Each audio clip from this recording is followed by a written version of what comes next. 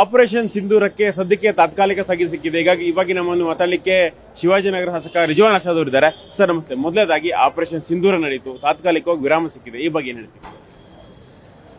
ನಮ್ಮ ಅಪೇಕ್ಷೆ ಇನ್ನೂ ಹೆಚ್ಚಾಗಿ ಭಾರತ ದೇಶದ ವಾಯುಸೇನೆ ಮತ್ತೆ ನಮ್ಮ ಆರ್ಮಿ ಇನ್ನೂ ಹೆಚ್ಚಾಗಿ ಪಾಕಿಸ್ತಾನ ಮೇಲೆ ದಾಳಿ ನಡೆಸಬೇಕು ಅಂತ ನಮ್ಮ ಅಪೇಕ್ಷೆ ಇದ್ದಿದ್ದು.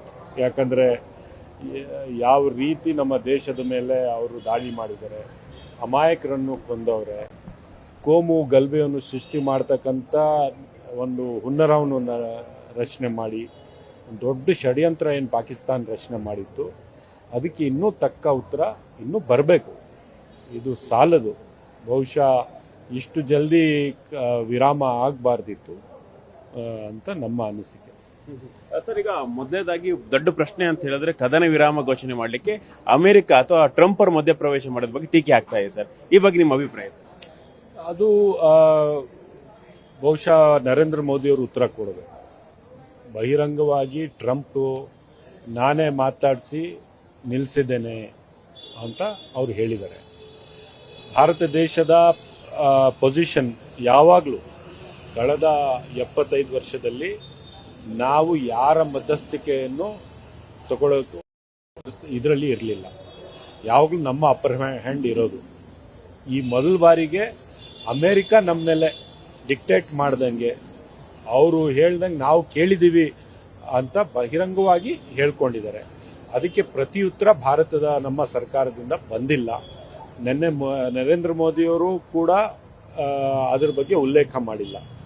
ಸೊ ಈ ಥರ ಆಗಿದ್ರೆ ಇದು ನಮ್ಮ ದೇಶದ ಹಿತದಲ್ಲಿ ಇಲ್ಲ ಅಂತ ನಾನು ಹೇಳಕ್ ಬಯಸ್ತೇನೆ. ಸರ್, ಬಾಲಾಕೋಟ್ ಸ್ಟ್ರೈಕ್ ಆದಾಗ ಸಾಕ್ಷಿ ಕೇಳಿದ್ರು. ಈಗ ದೇಶ ಪ್ರೇಮ ಆ ರೀತಿಯಾಗಿ ಚರ್ಚೆಗಳನ್ನ ಕಾಂಗ್ರೆಸ್ ಮಾಡ್ತಾ ಇದ್ದಾರೆ ಅಂತೇಳಿ ಟೀಕೆಗಳೊಂದಿಷ್ಟು. ಟೀಕೆ ಏನು? ಈ ದೇಶ ಸ್ವಾತಂತ್ರ್ಯವನ್ನು ಕೊಡಿಸಿದ್ದು ಕಾಂಗ್ರೆಸ್ ಪಾರ್ಟಿ, ತ್ಯಾಗ ಮಾಡಿರೋದು ಕಾಂಗ್ರೆಸ್ ಪಾರ್ಟಿ, ನಮ್ಮ ಪ್ರಾಣ ಕಳ್ಕೊಂಡಿರೋದು ಕಾಂಗ್ರೆಸ್ ಪಾರ್ಟಿಯ ಜನ. ದೇಶದ ಹಿತದಲ್ಲೇ ಮಾತಾಡ್ತೀವಿ ನಾವು. ಯಾವಾಗ ಒಳ್ಳೇದಾಗಿದೆ ಅಂತ ಹೇಳ್ತೀವಿ, ಕೆಟ್ಟಾಗಿದ್ರೆ ನಾವು ಅದನ್ನು ಟೀಕೆ ಮಾಡ್ತೀವಿ. ನಮ್ಮ ನಾಯಕರು ರಾಹುಲ್ ಗಾಂಧಿಯವರು ಬಹಳ ಸ್ಪಷ್ಟವಾಗಿ ಏನು ನಿರ್ದೇಶನ ಕೊಟ್ಟಿದ್ದಾರೆ, ಒಳ್ಳೇದು ಕೆಟ್ಟದ್ದು ಎಲ್ಲ ಆಮೇಲೆ ಚರ್ಚೆ. ಈಗ ದೇಶ ಒಟ್ಟಾಗಿರ್ಬೇಕು, ನಾವು ಒಂದಾಗಿ ನಮ್ಮ ಸೈನ್ಯ ಜೊತೆಗೆ ನಿಲ್ಬೇಕು. ಸೊ ನಾವು ನಿಂತಿದ್ದೇವೆ. ಅವ್ರು ಏನ್ ಮಾಡ್ತಾರೆ ಅದ್ರ ಪರವಾಗಿ ನಾವು ನಿಂತಿರ್ತೇವೆ, ಬೆಂಬಲ ಇದೆ. ಆದ್ರೆ ಎಷ್ಟು ಆಗಿದೆ ಇಷ್ಟು ಸಾಲದು, ಇನ್ನೂ ಜಾಸ್ತಿ ಮಾಡಬೇಕು ಅಂತ ನಮ್ಮ ಅಪೇಕ್ಷೆ.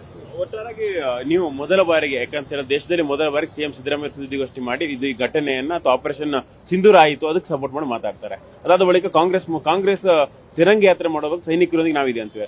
ಆದ್ರೆ ಬಿಜೆಪಿ ತಮ್ಮ ತಿರಂಗ ಯಾತ್ರೆಯನ್ನು ಕ್ಯಾನ್ಸಲ್ ಮಾಡ್ಕೊಳ್ತಾರೆ. ಈ ಬಗ್ಗೆ ಸರ್ ಯಾಕಂತ ಪ್ಲಾನ್ ಮಾಡ್ಕೊಂಡಿದ್ರು?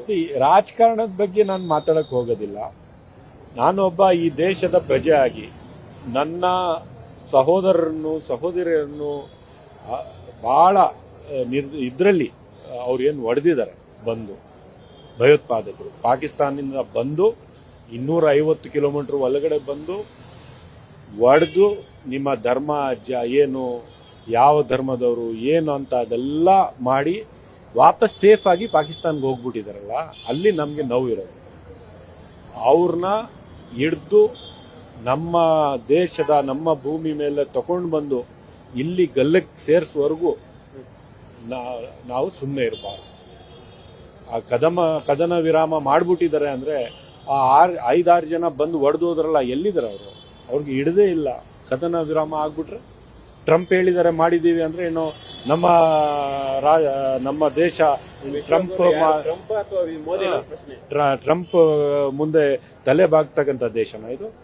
ಇಂದಿರಾ ಗಾಂಧಿಯವರು ಅಂದಿನ ಅಮೆರಿಕ ಪ್ರೆಸಿಡೆಂಟ್ಗೆ ನೇರವಾಗಿ ಅಮೆರಿಕಾಗೆ ಹೋಗಿ ಹೇಳಿದ್ರು, ಭಾರತ ಯಾವ ದೇಶದ ಅಧೀನಲ್ಲಿ ಇಲ್ಲ, ವಿ ಆರ್ ಇಂಡಿಪೆಂಡೆಂಟ್ ಕಂಟ್ರಿ, ನಮ್ಮ ತೀರ್ಮಾನ ನಾವೇ ತಗೋತೀವಿ ಅಂತ ಹೇಳಿದ್ರು.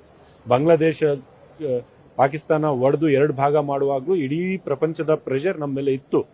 ಆದರೂ ಇಂದಿರಾ ಗಾಂಧಿಯವರು ಒಪ್ಪದೆ ಪಾಕಿಸ್ತಾನವನ್ನು ಇಬ್ಬಾಗ ಮಾಡಿಲ್ವಾ? ಸೊ ಪ್ರೆಷರ್ ಬರುತ್ತೆ, ನಾವು ತಲೆ ಬಾಗಕ್ಕೆ ಆಗಲ್ಲ. ಜಮೀರ್ ಒಂದು ಹೇಳಿಕೆ ಕೊಟ್ಟರು, ನಾನು ದೇಶಗೋಸ್ಕರ ಆತ್ಮಹತ್ಯೆ ಬಾಂಬರ್ ಆಗಲಿ ಕೂಡ ಸಿದ್ಧ ಇದ್ದೀವಿ ಅಂತೇಳಿ. ಅದಾದ ಮೇಲೆ ಒಂದಿಷ್ಟು ಟೀಕೆಗಳನ್ನು ಮಾಡಲಿಕ್ಕೆ ಬಿಜೆಪಿ ಬೇರೆಯವರು ಶುರು ಮಾಡಿದ್ರು.